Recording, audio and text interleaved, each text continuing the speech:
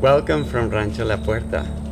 I am David de La Paz, and I'm about to take you on a soft, moderate yoga sequence just to loosen up your joints. I'm going to focus on joint efficiency. For today's practice, you're going to need a chair, a yoga block, and a blanket. Just keep your props ready and handy. I'll let you know when we need each of those. I'm starting with mountain pose. Mountain pose is the mother of all the standing poses. They all branch out from Tadasana, which is our mountain pose.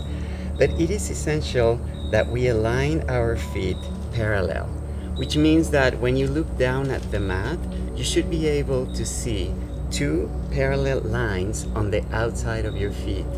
So your big toes are barely touching each other, but you keep about 2-inch distance between your heels.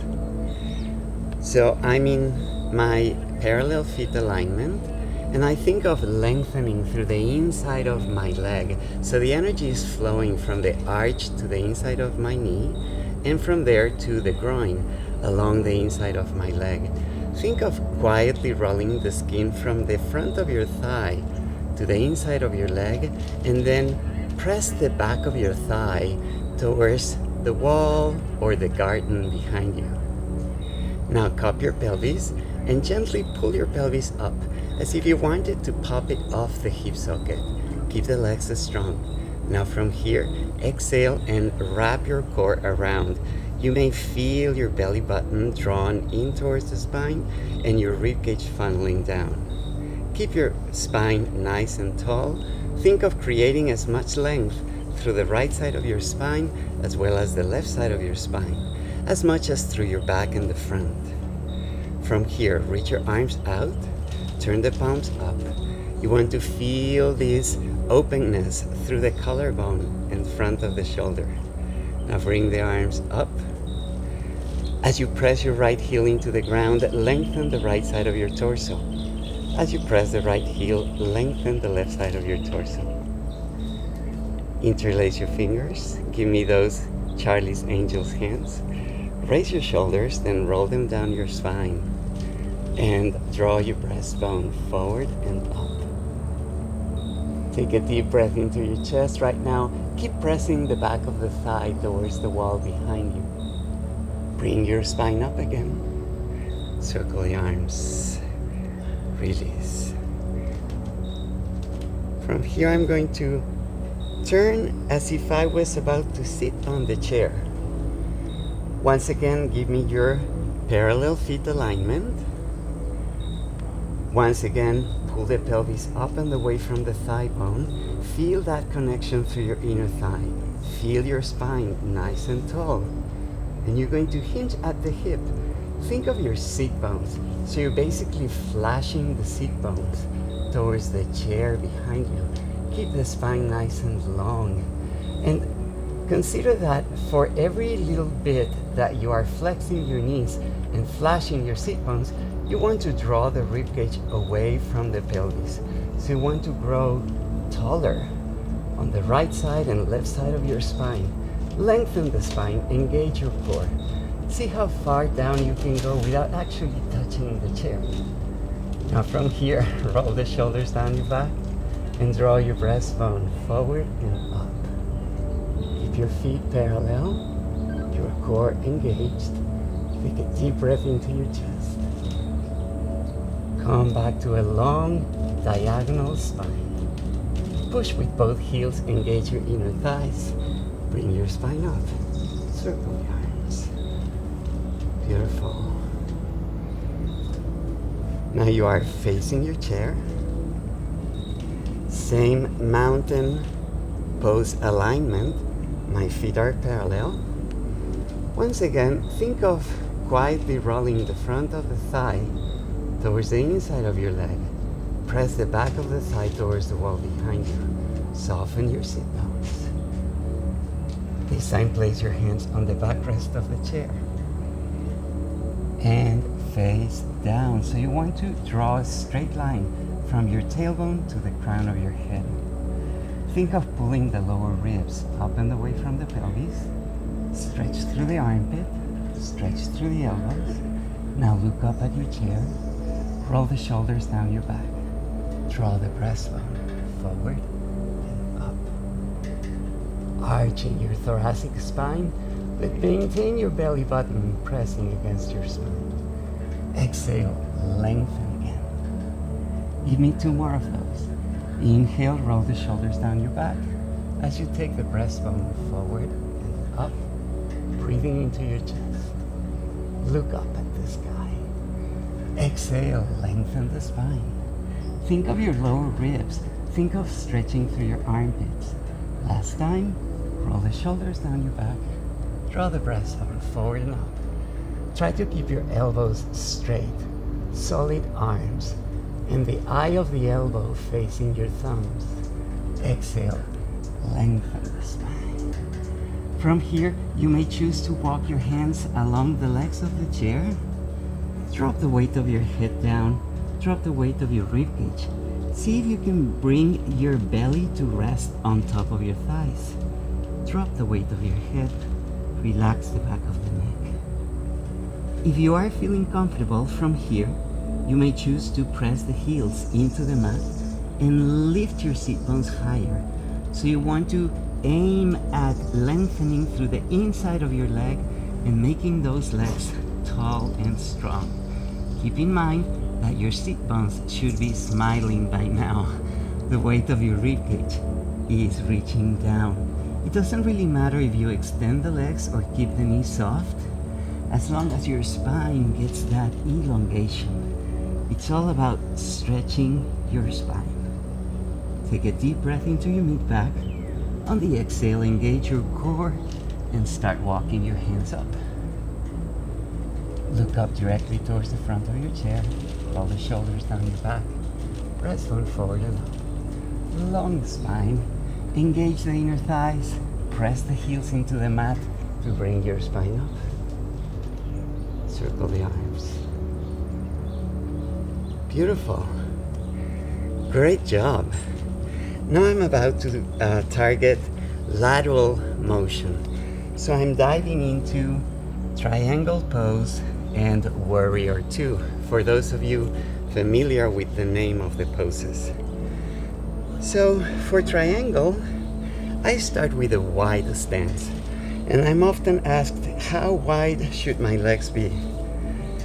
And officially, when you extend your arms out to the sides at shoulder level, you may look at the distance between your wrists, and you want to match the ankle joint to the wrist joint. So the wrists would be right above your ankle joint. That may be the right distance for you.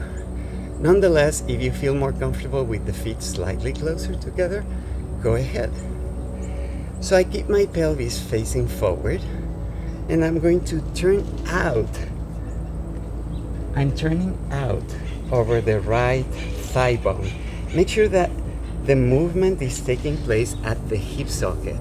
So it is the head of the femur turning out. For this triangle pose, I advise you to keep your knee really straight and strong. So go ahead and pull the kneecap up by engaging your quadricep. You may feel the length already through the inside of your leg. Your left leg is going to turn in, halfway in, say 30 degrees in relationship to the edge of your mat. Now watch the pelvis. See how the pelvis wants to turn and hike up on one side? See if we can keep the pelvis nice and square, facing front, while keeping your legs really strong, particularly your knees. Watch those knees. So the chair is on my right hand. I am reaching up through my left arm because I want to find my right sit bone with my left hand. So see my hand here? I'm picking up my right sit bone and pulling it up and away from the heel, lengthening through the inside of the leg. With my right hand, I might as well give my leg a little bit of traction through a greater turnout. Hinge at the hip. Try to keep your spine as long and straight as we can have it. Find the chair, either the backrest of your chair or the seat of the chair. Now, to create more length through your spine, bring the left arm overhead as well. Imagine that you're diving into a swimming pool, but you're diving sideways. So you are stretching your spine from tailbone to the crown of your head. Engage your core. If you're feeling comfortable so far and you feel like taking your right hand down onto the block, place the block near your ankle joint. Find support on your right hand. Make sure that the eye of the elbow is turned towards the thumb, and roll the shoulder down your back. Take the left arm up in opposite direction to your right arm. So both arms are lengthening now. I feel my shoulder blades pressing flat against the back of the rib cage. I lengthen through the inseam of my sleeve. And finally, turn your head up and look directly into your left hand. Now you're going to press your right heel into the mat. Engage the inner thigh. Help your spine up. Start bending your knee and press the right knee towards the wall behind you. Try to keep your body weight over your left foot. So I leave this right knee stress-free by keeping my body weight on the left side of my body. Extend both arms out at shoulder level. Pelvis square, rib cage right above your pelvis, lengthening over the right side as well as the left side. If you feel comfortable, go ahead and turn your head, looking directly into your right hand. See how open the front of the shoulder is? Keep it open if you choose to turn your palm down. Engage your abdominal group. Feel the belly button pressing against your spine. Feel the body weight on the left side of your body and press your right knee towards the wall behind you. Eventually press with your right heel and come back up. Center yourself. Center both legs. Square your pelvis. Take a deep breath in. Interlace your fingers. Raise the shoulders. Roll them down your spine and breathe into your chest. Take your breastbone up. Keep pressing the back of the thighs towards the wall behind you. Bring the spine up nice and tall. Circle the arms. Beautiful. We're ready for a forward flexion. Find your pelvis, and as if it would be a pot, you want to pull the pelvis up and away from the hip socket. Then hinge at the hip. Keep the legs strong. Find your sit bones. Draw your right sit bone up towards the right ceiling corner. Left sit bone up towards the left ceiling corner. If you can reach the floor, that would be great. If not, you can always have the block and use the block for balance. Lengthen your spine forward. Draw the breastbone forward. Lengthen over the right side and left side.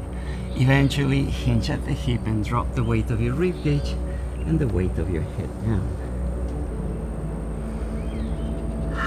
As you breathe out, feel your belly button moving towards your spine. Release the weight of your head. Relax your rib cage. On your next breath, engage the inner thighs. Press the heels into the mat and bring your spine up. Beautiful. Bring your feet together. Excellent. We are ready to switch the chair onto the opposite side of the mat. So we target the left leg. So once again, have your block ready. Take that wide stance, as wide as your wrists. Go ahead and turn your right leg in about 30 degrees in relationship to the edge of the mat. And full turn out through the left thigh bone. This is your femur, and you want to move it from the hip socket. Turn out. Strong knees, strong legs. See how your pelvis wants to turn and lift? Keep it centered and square. parallel to the floor.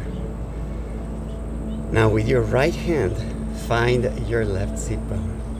Lengthen the spine nice and tall and pull the left sit bone up and away from the heel. With your left hand, give yourself a big traction, turning out through your thigh. Yes, beautiful. Bring the right arm overhead. Place your hand on the chair and lengthen the spine. Again, I'm thinking as if I'm diving into a swimming pool, so the energy is flowing from the tailbone to the crown of the head. Long spine. And if you are comfortable and you wish to take your left hand down, use the block for balance. And extend the right arm up towards the ceiling, up towards the sky or the ceiling, whether you are indoors or outdoors. The truth is that practicing yoga in the outdoors early in the morning is such a treat, such a blessing. Living here in Rancho La Puerta, this is like being in heaven. Every single day is just magical. Press your shoulder blades against the back of the ribcage. Lengthen through the inseam of your sleeve. Press the left heel into the ground. Help yourself up. Ready for warrior two. Keep the body weight over the right side and bend the left knee. Think of pressing that knee towards the wall behind you. Keep the spine nice and tall on all four sides. Lengthen the arms out at shoulder level. Release your neck. And then rotate your head. Look directly into your left hand. Check the openness at the front of the shoulder. Keep them open as you turn the palms down. Always your shoulders away from the ears. Press the shoulder blades flat against the back wall of your ribcage. Keep your legs solid. Engage your core. Feel the belly button pressing against the spine. On the next breath, press your left heel, bring your spine up, and center yourself. Feet together. Beautiful. It has been amazing so far. So, to wrap it up, I'm offering you this variation on Shavasana, which is so welcoming after standing poses. So place the blanket on top of the seat of the chair. Have your feet on the outside of the chair. Keep your block ready. You're going to come and sit as close to the chair as you can. Now lengthen your spine as you're rolling back. Lie on your back. Have your legs up on the chair. Once you are in position, take the block, place the block right below your sacrum, so your pelvis is slightly lifted. Rest your head down.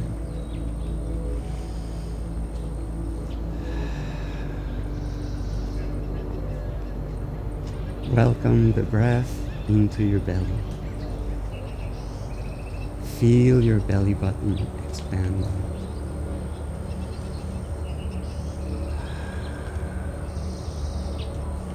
As you turn your palms up, open through your collarbone, relaxing the front of the shoulder.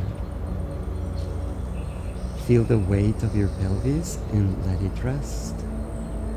As you rest your pelvis on the block, release any tension through your lumbar spine, any tension through your mid-back and lower ribs. Relax the inner thighs. Relax your glutes.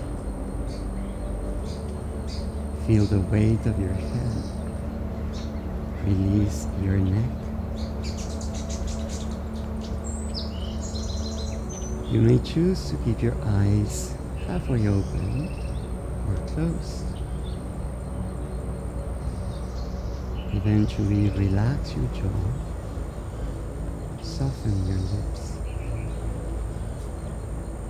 Relax the skin around your eyes, your eyebrows, and your forehead.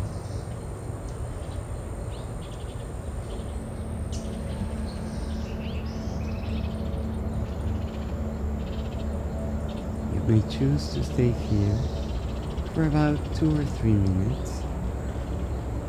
Eventually, release your pelvis, remove the block, and lengthen your spine down. Draw your knees one at a time towards your chest.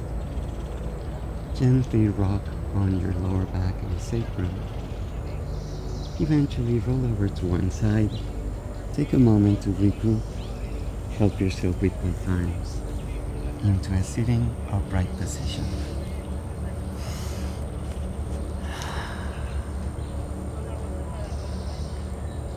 I am David de la Paz, and I couldn't be happier to have you here this morning. Enjoy the rest of the day. Namaste.